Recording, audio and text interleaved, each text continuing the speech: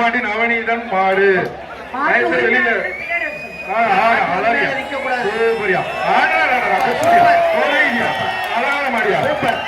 மாடு வந்து வீரபாண்டி நவநீதன் மாடு.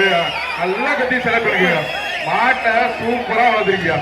மாடுனா இப்படி வளர்க்கணுமியா. அழகா அழகா. மாட்டுக்கு ஒரு தங்க நல்லா கிடைக்காது.